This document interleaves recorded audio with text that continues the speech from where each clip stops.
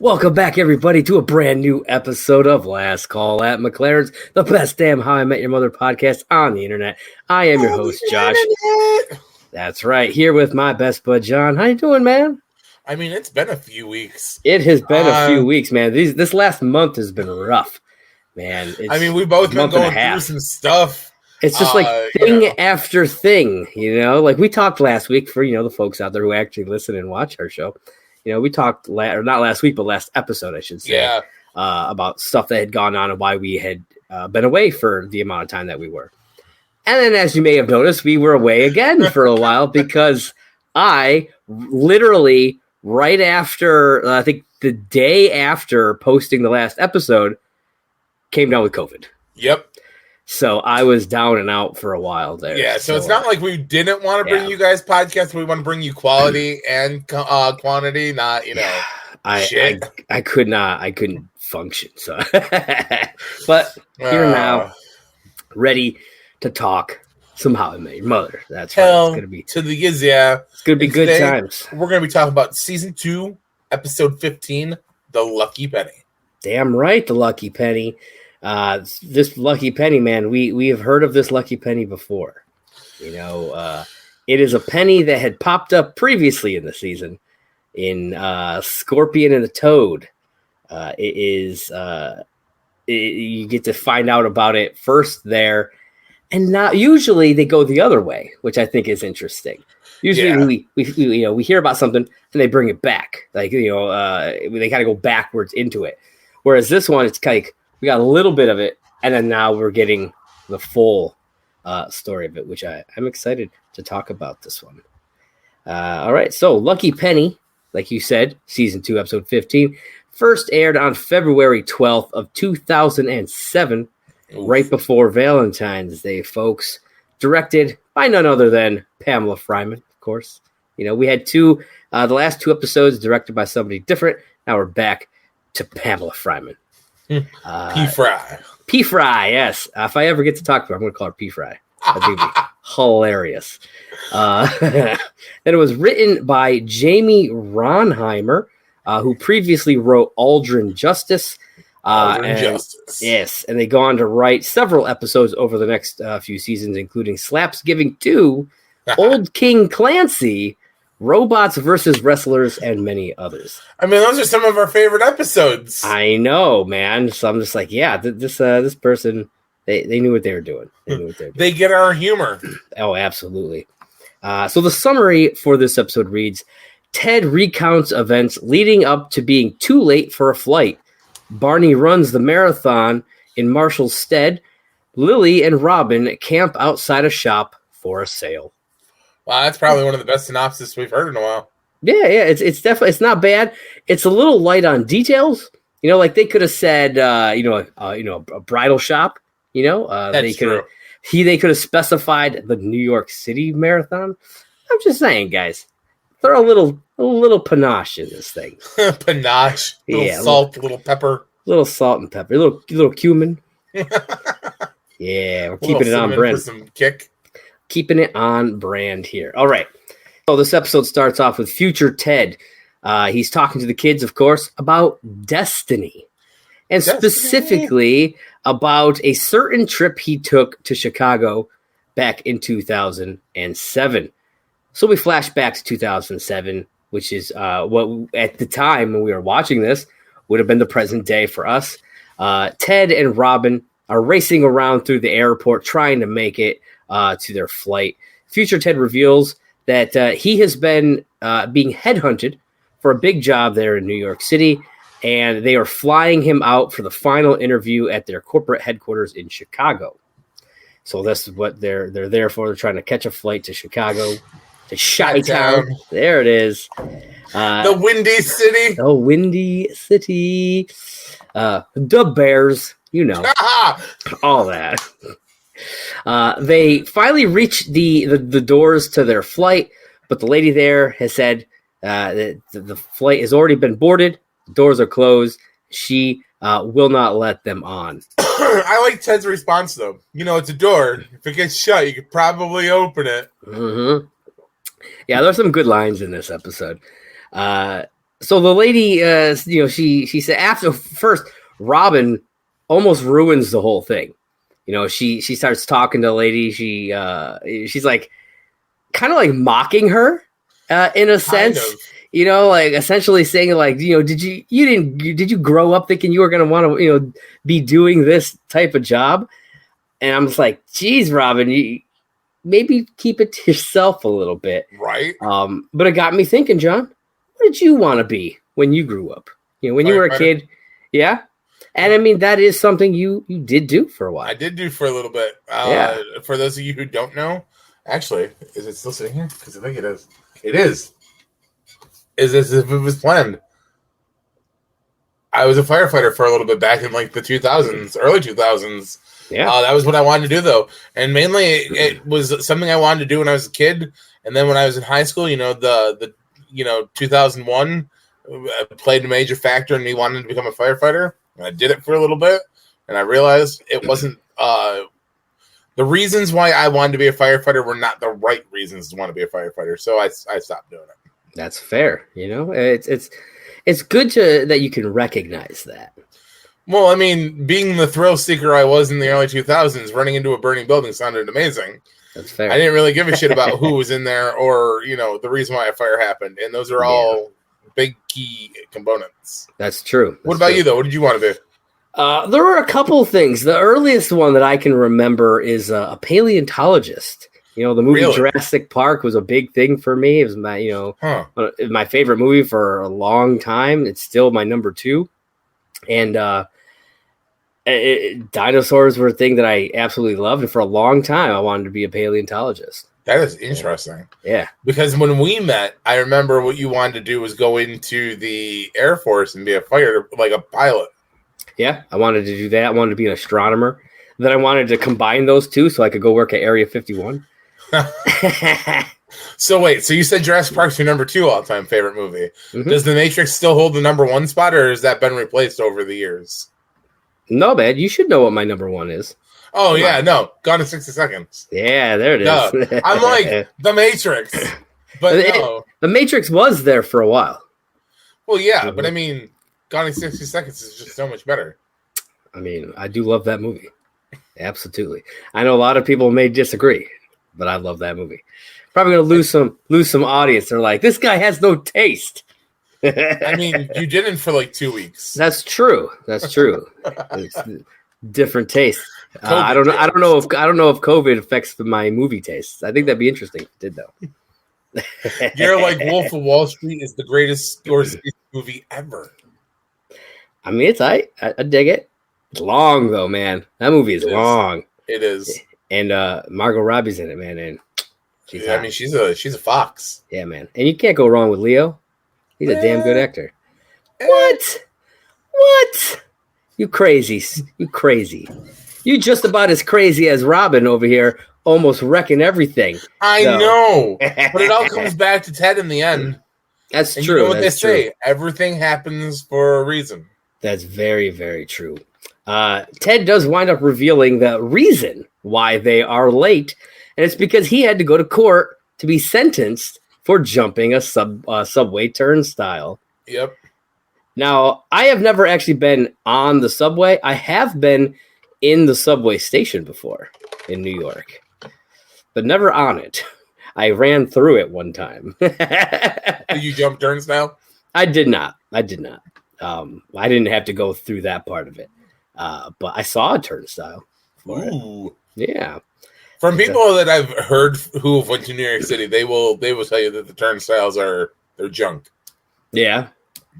Either they don't work half the time, or the card reader part of it is like super fit. You got to finesse your card, and it's like, man. Yeah, I mean, they do that in How I Met Your Father, right? Because Jesse and Sid have different styles of the way they do their card. Yep. Yeah.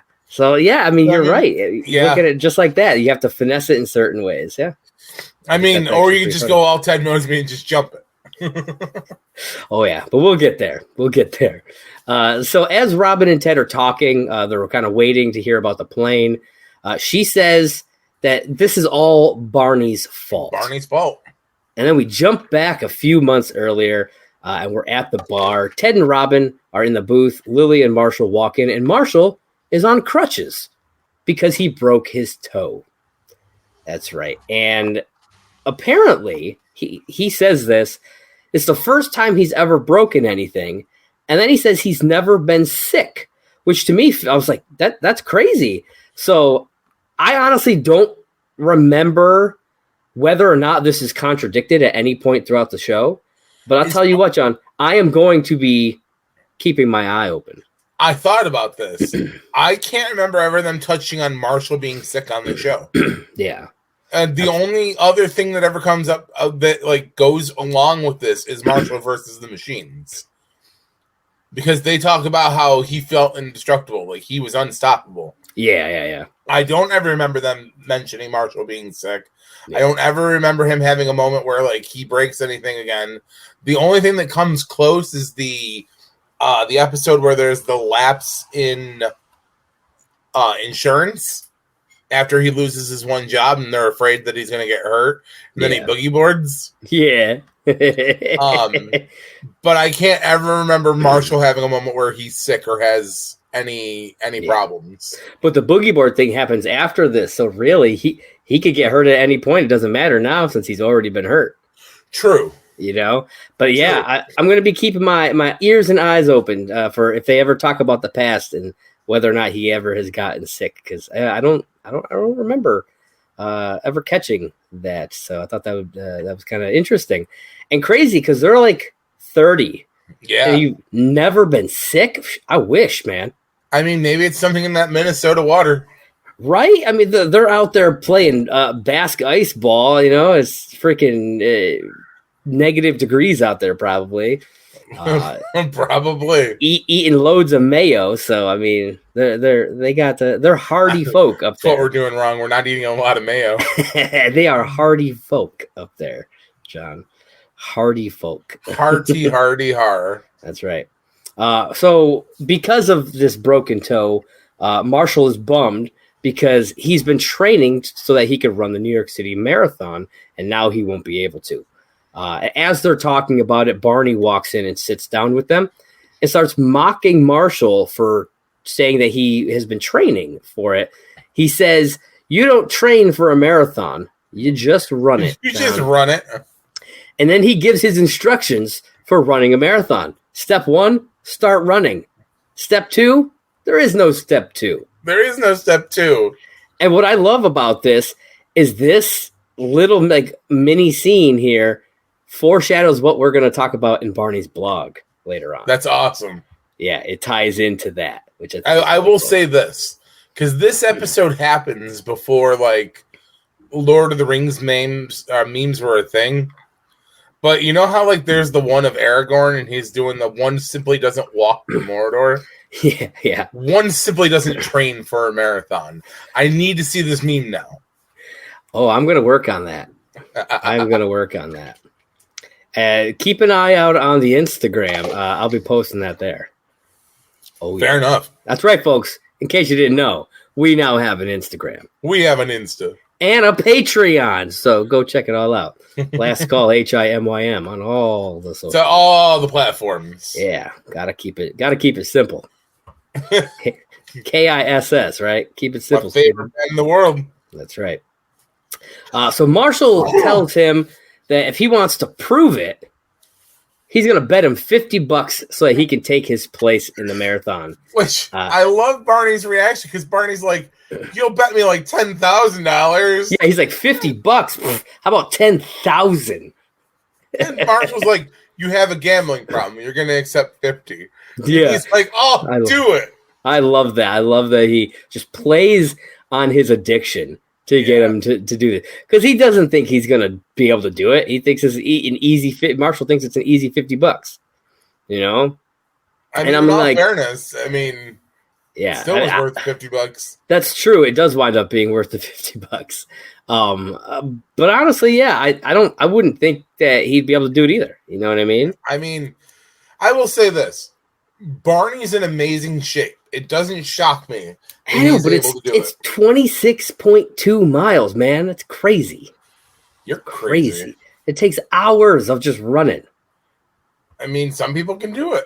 Some people can, man. It's crazy. Barney's in phenomenal shape out of everybody in that group. Yeah, but we almost never see him run. So I wouldn't personally necessarily think that he could run for however many hours, 26 miles, Stamina, bro. I mean, there is a difference between like going out and banging for a while and then running. There's a big difference, but I mean, somehow Barney managed to do it, which we'll talk about in a little bit. I don't know, man. I just don't know. So the next morning, they huddle all around Marshall's laptop so that they can track Barney's progress. And they're very surprised, as I was the very first time I saw it, to see how well he's doing. Afterwards, Barney comes back to the apartment after successfully running the marathon and collects his winnings of $50. And after he also learns that the marathon winners get to ride the subway for free, and he decides to take the subway home. He makes this comment that maybe he'll make a weekend out of it and call his bridge and tunnel girl. And it got me thinking, John, what do you think a bridge and tunnel girl is? Well, I'm assuming that means he's got somebody in the public works, like somebody who does maybe, but we don't know because I think it's Ted who says like you got a girl in New Jersey, because that's typically what bridge and tunnel means is New Jersey. But he's like, nope, he says no to it, and so but they never actually tell us what he means by bridge and tunnel. True, I just assumed it meant somebody like in transportation. Somebody who like bridge and tunnels. Yeah. So it got me thinking. I was like, man, I wonder if there's like some sort of urban dictionary thing for this, you know what I mean? Like maybe it's a thing that I didn't know was some sort of slang thing. I found a couple of different things. I don't know if either of them are anything what he meant, but I'm going to read them just so we can share the knowledge here. So I found this one on Urban Dictionary. So it says bridge and tunnel is when a woman or a man is sitting and using the toilet, and a man aims his stream through the legs of the person sitting on the toilet. Okay. So that could be something that he's doing. I don't know. It's probably not that. The other one I found on Reddit, that cesspool that is known as Reddit, somebody said perhaps bridge refers to her mouth as in like dental appliances, like bridge work. Oh, yeah. And tunnel is pretty self-explanatory. Yep. So a little A&M action, as they say. I could see that being. Hey, that's them to a whole new level. I think, if anything, that's probably more than the other one, what it might be. Could definitely be. But it could also just be a girl that he likes to bang in bridges and tunnels. I don't know. I mean, maybe. The world will never know. That's what I love about it. It's like it's open to interpretation. Folks, let us know. Hop on Twitter at Last Call HIMYM. What do you think a bridge and tunnel girl is? There are now two things in this world that the world will never know: who Barney's bridge and tunnel girl is, and how many licks does it take to get to the center of what's its rope up. It's true. I mean, if you ask the owl, it's 3. Well, yeah, but he also bites. You're not supposed to bite. I mean, aren't you? Maybe that's what Barney likes. Comment. Maybe that's what Barney likes, John. You don't know. A lot of teeth. Yeah, a lot of teeth. So a little while later, Ted gets a phone call. It's Barney telling him to come pick him up from the subway.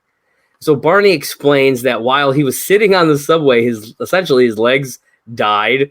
They're no longer functioning because of the race, and he could not get off the train. He couldn't stand up. When I gotta say, man, Neil Patrick Harris really committed to this. The whole he goes to get up and just collapses on the floor was hilarious to me. I love that part. Have you ever had muscular atrophy before?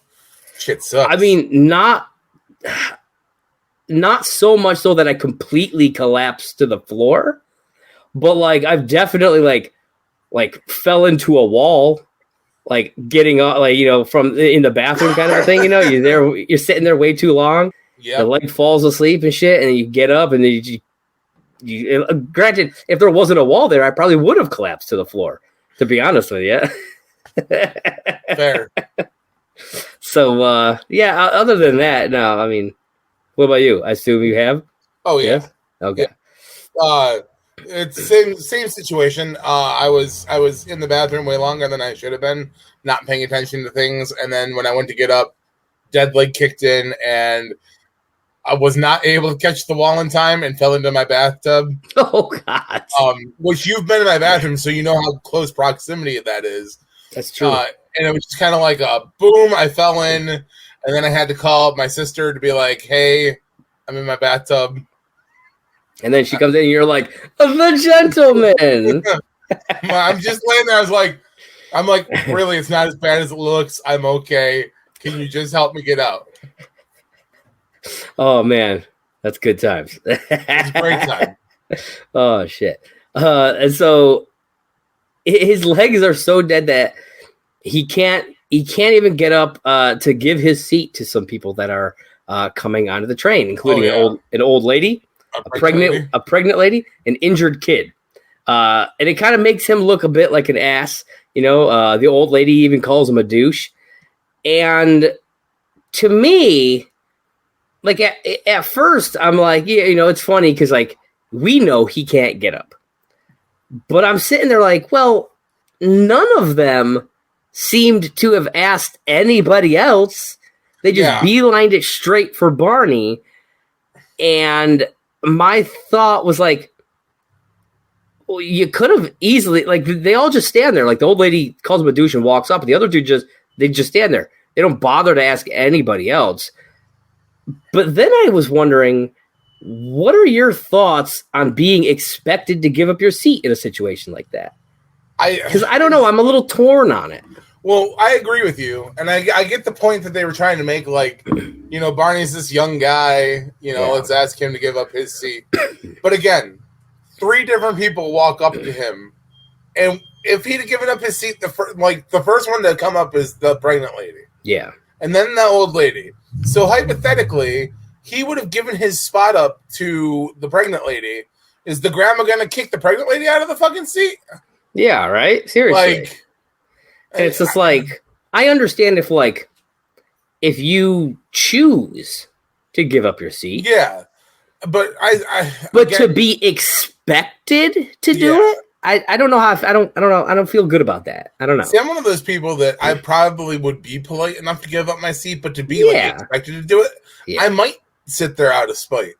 Yeah, no, I get that. Yeah, you're like, I'm comfortable. I'm good, thanks. Yeah, most likely I would do it, but if you come at me like you are expecting like I'm like a bad person because I'm not instantly doing that, like.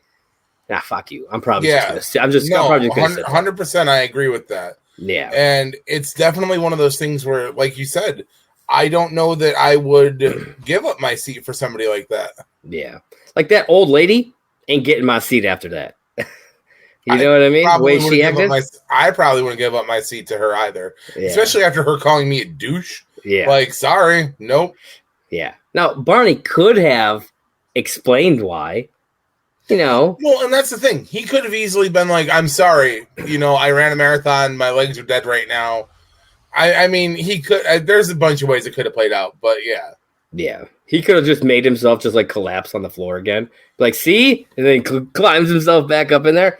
I said that probably would have been funny. Make them feel bad for a change. I think that actually would have been really funny. Yeah. And so... as Ted gets to the subway, he sees Barney. The train is there. The door is open. And he sees Barney. And in a rush, because he's like, well, the train is here. I gotta get in there to get to Barney. He jumps the turnstile because he's in there. He doesn't want to have to go over to the machine and get a card or any of that shit. And as soon as he does this, he gets tackled by a cop. Just right there. Tackling fuel. Like that cop was right there ready to go. Hell yeah. And it leaves Barney stranded on the subway as it pulls away. Poor Barney. He's like, no. I love that. And then back at the airport, Robin wraps up the story saying everything can be traced back to Barney. It seems that way. We just saw this whole little story kind of go through. Ted goes to check on the status of the flight, learns that the plane has already left. Yep. But there is one other flight on the other side of the airport that could barely get him to Chicago on time. And so they rush off to the other side to try and get this flight. And as they're heading there, Ted starts thinking. He's thinking about some of the other events that had led them to this point. And he says that he comes to the conclusion that maybe it's actually Robin's fault. Yeah, Robin. Yeah, man, Robin's fault. We flash back to April of 2006, where Marshall has made the decision to run the marathon, and he begins training. And we get like this like montage of training stuff where he's like running and doing all kinds of stuff. And then we get this really funny scene. I love this scene so much, where Lily is making him breakfast. Yeah, and he comes into the kitchen. He puts it all in a blender. He's like, it's runner style, so he can just drink it on the way. Liquids. And he blends it. First off, that sucker is still real chunky. I said that in my head too when I was watching. I was like, you can still see chunks of strawberry in there. Oh yeah, it's so chunky. And then he drinks it, and he's like running in place pretty much the whole time.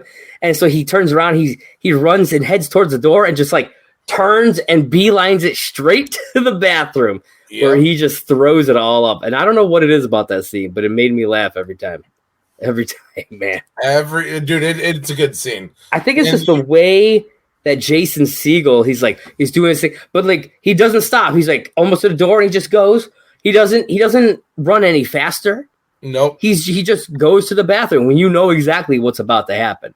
Oh yeah. All the way there. Well, I mean, you think about everything he threw in there. There was eggs, there was fruit, there was oatmeal, there was a bagel, and orange juice. Yeah. The first off, all that shit together at one time, I can't imagine that hitting your stomach very well. Yeah, it's like eating it, separately. That's one thing, but blending it all together. Ooh, yeah.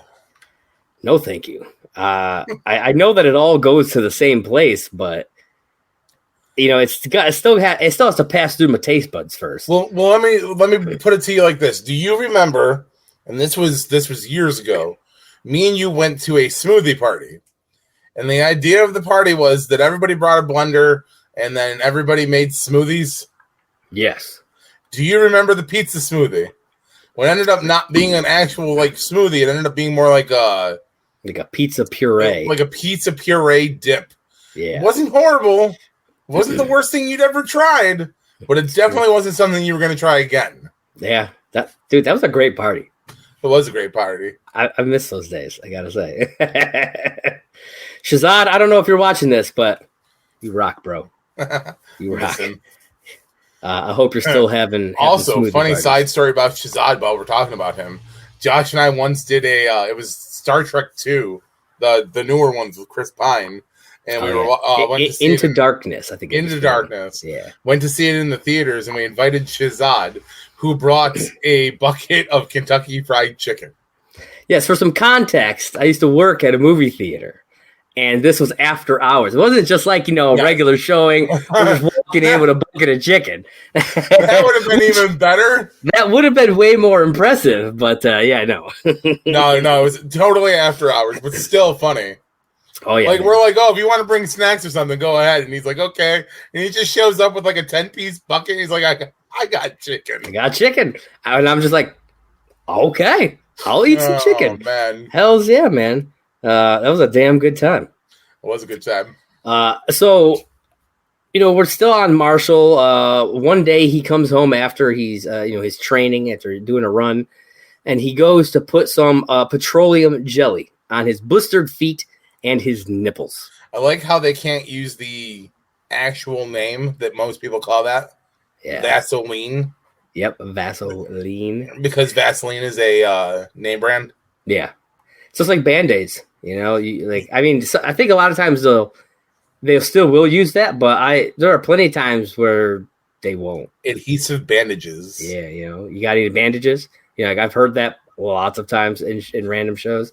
But yeah, no Vaseline here, just petroleum jelly on his, like I said, on his feet. So he rubs his feet all down, which like they don't make a big deal about it, right? It's like, okay, his feet are probably blistered because he's running, so he does those first.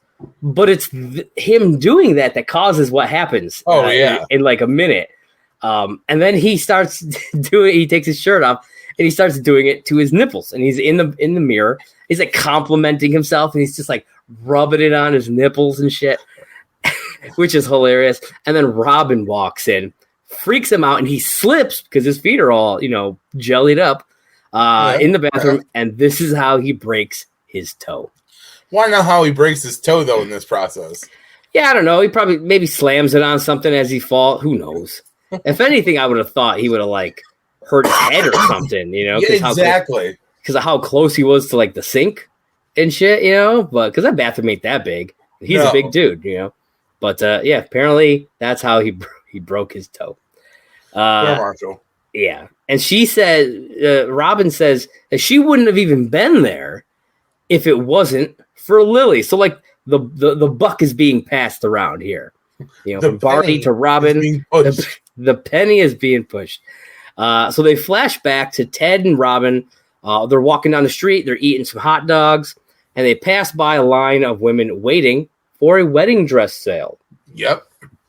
And at the bar, they tell Lily about it, and she says they have to do it, John. They have to. They've got to do it. Now, the only time I think I've ever waited in line like that is probably for like outside of like like a con or something. Is probably Black Friday. I don't think I've ever like a random sale like that. I've never waited in line for concert tickets, which was like a big thing back in the day. Yep. But I never did that because I didn't go to that many concerts. When Ticketmaster was not a thing. It just wasn't. Do you remember the time you and I went to the mall? I don't remember what we were at the mall for, but we were there. And it was around the time that Halo 3 was being released. And there was a line outside of the one game shop. Yeah. And we were like, we'll never be those guys. Yep. I did stand in line for like maybe 15 minutes for a phone. Just because I happened to get there like right before they were getting ready to do it, but not a lot of people were there. Nice. Like they weren't like promoting the fact that they were releasing it early at this specific Apple store, and I just happened to because I was going to go buy a phone anyways, and they were like, "Oh yeah, if you want the new one, you got to get in line." I was like, "Oh, okay." So I did, and there was only like maybe 10 people. We were there for like 15 minutes, and then they let us in to get the stuff. I was like, "Oh, that wasn't so bad." But outside of that, yeah, Black Friday is probably the only other time that I've done that. I can't say that I've ever stood in line for anything. Yeah, so I'd love to hear your guys' stories out there. Let us know. Hop on Twitter at Last Call HIMYM. We want to hear all your in-line waiting stories. Hell yeah, yeah, man. Just tag us and we'll talk about it. So, like I said, they tell Lily about this, and she says they got to do it.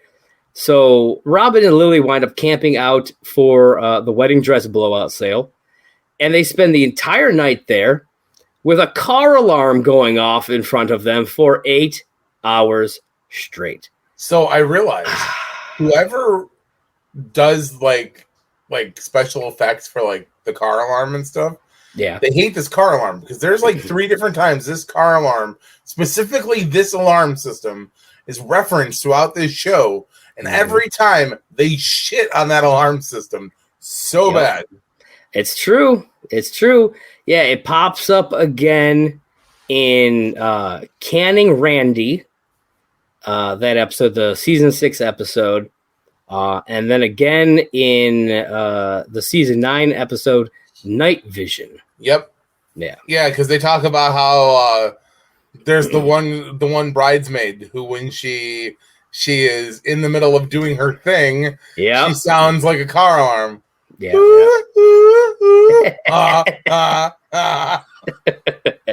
I'm going to say, man, if I was ever in the middle of coitus and that was to happen, I don't know that I could keep a straight face. I mean, knowing this show, if it happened in real life, I don't think you would. I think you would bust out laughing. I might have to like tweak a nipple and see if it like maybe like stop the alarm.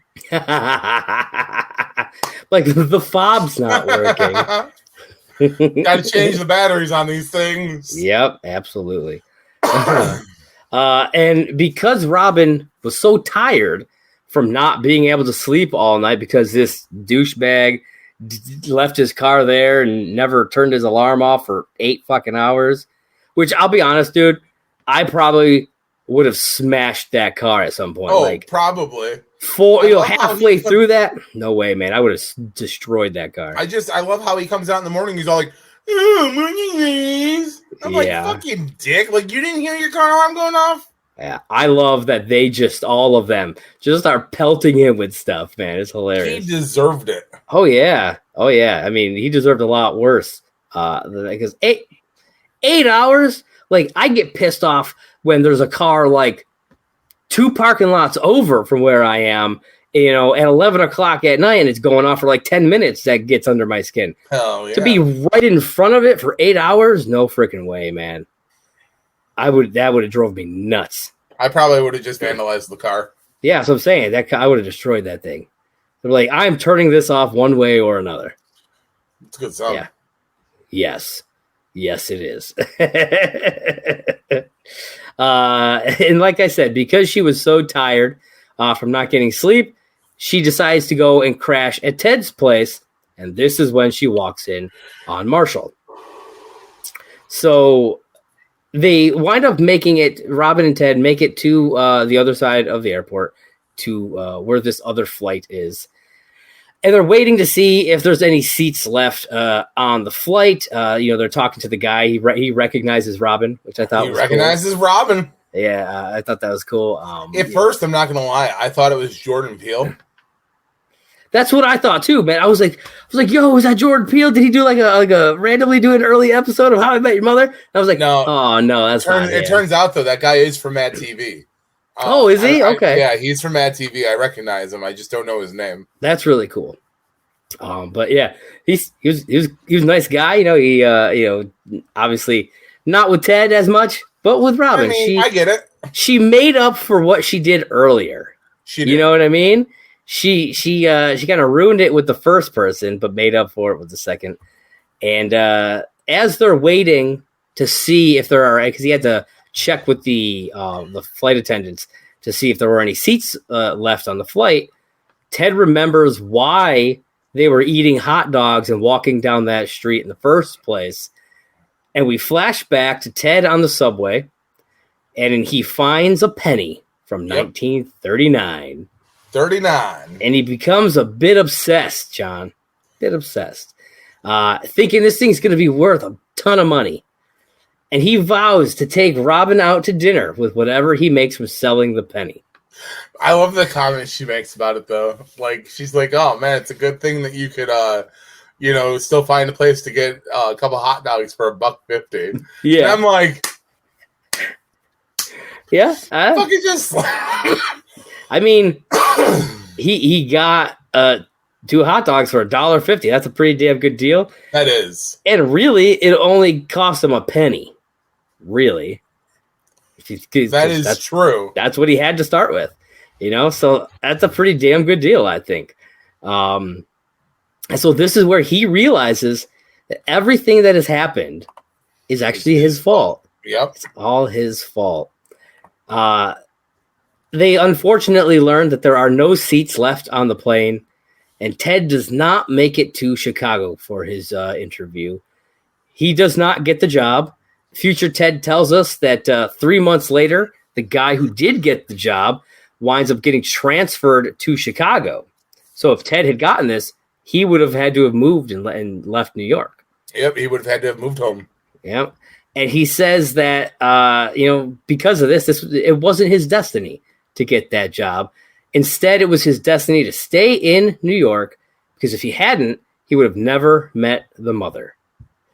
True. And this is the first reference we get to the mother. Yeah, we see a quick shot from Ted's wedding where we see the mother, but only from behind in her wedding dress. We don't even see her hair. We don't see any details about her. Nope. And like no face, nothing. But she's there, So they're starting to lay some seeds a bit more, which I like. They kind of sprinkle stuff in throughout all the seasons, kind of getting us ready for when she eventually does pop up. And the end of the episode is a quick scene of Barney on the subway, which we never actually learn how he gets off the subway or how long he's stuck on there, because the last time we saw him was when Ted gets tackled and he's off, and oh well, I guess he's just stuck there. And as he's sitting there, some sketchy guys surround him, and they're kind of like, we don't hear any of the dialogue or anything. One of them kind of like grabs the metal, like kind of like playing with the metal around his neck, and Barney takes the metal off, gives it to him, and they all take off, and Barney's just left there looking like he's feeling pretty defeated at this point. Probably is. Yeah. And so that is the episode, season 2, episode 15, Lucky Penny. John, overall thoughts, what do you got? Well, this episode doesn't feel like a 22-minute episode. Like, it goes by so quick. Yeah. Plays out like. Lot, yeah.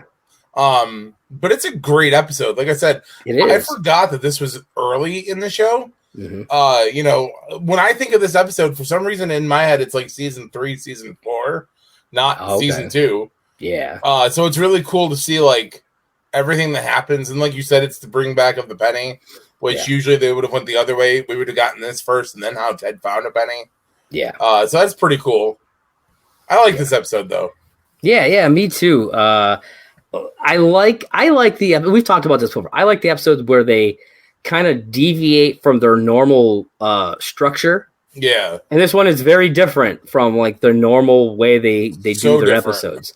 And I think that's what I really like about it. It's like you're kind of working backwards and filling in blanks like Memento, you know what I mean? Yeah. It just kind of filling in the blanks of things and seeing how things wound up happening, which I think is really cool.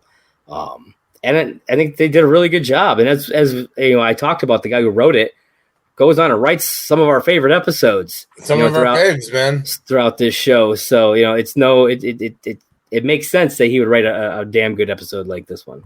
So, but yeah, so that is the episode. Now it is time for some people's favorite part, I'm sure, and that is Barney's blog. Suit up, bitches. Yeah, that's right. One of these days, I will make an actual video clip for that, and that way it'll just be you saying it, and you won't have to say it every time. It'll just be there, ready to go. You started it, and then you just kind of stopped one time, and then I threw it in there, and then I've just kind of continued it. I know. I like it when you do it, John. I really do. But this Suit up, bitches. That's right. This week's edition of Barney's blog is titled Barney's Mail Sack 4. And it was put out on Tuesday, February 13th. He hasn't done a mail sack 1, 2, or 3 though. Oh, he has. They just weren't linked to any of the episodes. Oh. You know how like there have been a few times where we have done episodes that didn't have a Barney's blog, so I used some of the filler ones.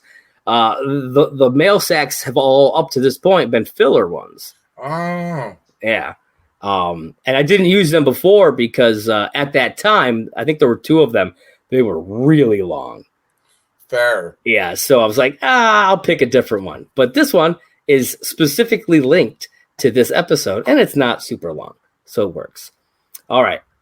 So he gets a letter, says, Dear Uncle Barney, in the fall, I was cut from JV football. In the winter, I was cut from JV basketball. And now in the spring, I'll probably be cut from JV baseball. How will I ever get chicks if I'm not awesome at sports? Brian Kaufman, Maryland. And then so Barney responds, Dear Brian, have I failed you? Have I not made the path to awesomeness clear? Scoring a chick using athletic ability is like Michelangelo using a sledgehammer to carve the David. Sure, it can be done, but there are other tools that do the job better. Yeah, you know what tool I mean. But since your mind is in the right place, I will reveal the secret to athletic success. Ready? You just do them. Sports are easy. I recently ran the New York City Marathon without even a day of training. Why? Because training the body is a waste of time. Why do something over and over when it only counts once? That's like going on more than one date with someone. Once you realize that so-called athletic talent is all in your mind, it becomes a simple matter of selecting the sport that maximizes your chick attractive potential, or CAP. You think Johnny third string on the football team is going to get more chicks than Johnny world champion javelinist, one who throws a javelin? Individual sports is where it's at. And he has a little asterisk here.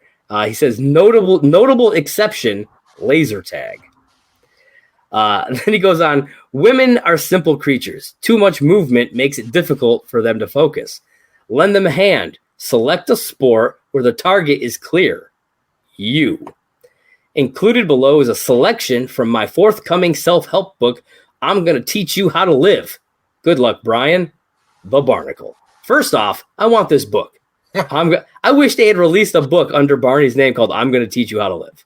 Maybe they did. I don't think so. I think the only books they did are the playbook and the bro code. I think I'm going to have to look it up, though. Do it. But I don't think they ever I don't think they did, and I think it would be awesome if they did. So he has a list. It's called Barney's Guide to Athletics. And it's got a series of sports and what you do to how you get good at them. Okay, so he starts off with running, which ties right in to the episode, and we have actually already heard this one. So for running, start running, don't stop. That's it. Fair. Yeah. Bowling, roll heavy ball into pins, wear funny shoes. Do Nurse Robert show you these shoes? These next two, I think, I really think are funny. Long jump, jump long. High jump, jump high. Bull riding, hold on. After 8 seconds, let go and run. And then it says see above for running. Yeah. Honestly, that's probably the best one yet. I agree. Then there's something called Jai Ali. I'm not sure how to pronounce this. Jai Ali. And then he just says Jai dot Ali dot. And so I looked it up, and it's kind of like a combination of handball and lacrosse. Oh shit. So it's like they have these curved hook things that they use to like catch and throw this ball. Oh, that thing? But they throw it at a wall like handball. Okay. Yeah. So that's what this is. Yeah. Okay. I think it's weird that he put it in there. I don't know why he put it in there, and his reason, the way to do it is just it makes me wonder if he even knows what it is. You know what I mean? Just because of that. Probably not. Because I had to look it up, and I was like, it's actually kind of a cool looking sport, to be honest with you. Then speed skating, skate fast, turn left. Okay. Horse racing, sit on horse. That's all. That is not that simple. Well, I mean, if you ask Barney, it is that simple. Rock climbing, find a rock, climb it, don't fall. Yep. And finally, diving, jump into water.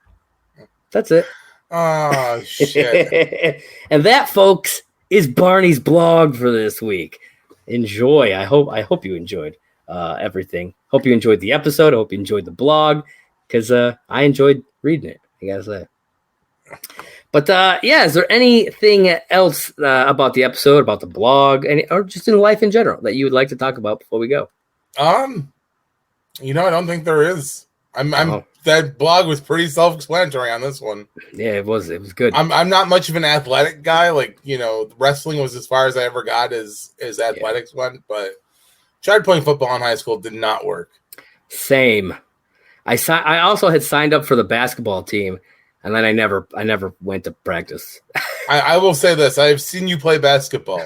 That's probably a good thing. It probably is, but maybe I would have gotten really good because this was in like middle school. I don't know. Fair. That's fair. Yeah, I might have gotten good. You do have the most lucky shot I've ever seen on a court yet. It's true. It's pretty awesome. That might be a story for another day, folks. Come back another time for all of our awesome stories. John, let them know where they can find you. I mean, hop on over on Twitter. Look me up. It's simply saying J1. It's the Twitter that corresponds with my podcast and my blog. If you haven't checked those out yet, you should. You don't know what the hell you're missing. I haven't posted anything in a while. I've been going through a little bit of a phase of just not posting some shit. So I apologize for that. I plan on getting back on that soon. Josh, what about you? You can find me on Twitter at JP Raynor, that's JPRAYNOR, as well as at Movie Blog Merc. That is the Twitter page for my site, Merc with a Movie Blog. If you're watching this on YouTube, you are watching it on the Merc with a Movie Blog YouTube channel. Yep. Or perhaps you're watching it on Patreon, because I do put the video up early on Patreon, patreon.com/last call HIMYM. At the $8 tier, you can get early access to, I think it's the $3 tier. You get early access to the pod. $8 tier, you get that plus the bonus show, Last Call After Hours. Good stuff. We talk about all kinds of fun stuff there. We do. And if you are watching this on YouTube, be sure to hit that like button, smash that subscribe button, and click that little bell so you get notified whenever we drop brand new videos. If you're listening on podcast form, if you're on Anchor, you can head over there, anchor.fm/lastcallHIMYM. You can leave us a voice message. We would love that. We haven't had one in a while. We'd love to hear from some people. Yeah, we'll play it on air and discuss whatever you have, whatever Hell question. Yeah. Or you want to ask us a question? Ask us a question. You want to comment on something? Maybe we got some facts wrong along the way. Yeah. I mean, it happens. We're not perfect. It's true. Just let us know. And if you're listening on Apple or Spotify, you can leave a 5-star review, and we'll read that out on air as well. And it helps us in the algorithm to get seen by people, spreads the word, and that's what we need. We need to get that spread like a disease. Also, but the good kind of disease. Don't forget to hop on over to Twitter and find us at Last Call HIMYM, and right. Throw us some likes on there, reshare, retweet. Like I said, also join the Patreon if you're interested in that. That would really help us out. And we just recently launched an Instagram as well. I've been throwing up some fun pictures there. Again, at Last Call HIMYM everywhere. Keeping it simple for you guys. Every link we have, it's Last Call HIMYM. If you head over to the Twitter page, I think in the bio or right up at the top, I have a link tree, so it'll have all the. I do like link trees. Yeah, I have all the links there, so it'll be real easy for you guys to find everything that you need. I mean, as long as you can remember Last Call HIMYM, that's you true. Can find us anywhere we're available. That's right. So outside of that, I got nothing else for them, John. What do you got for them? Listen, people, you don't have to go home, but you can't listen here. All right. Catch you next time.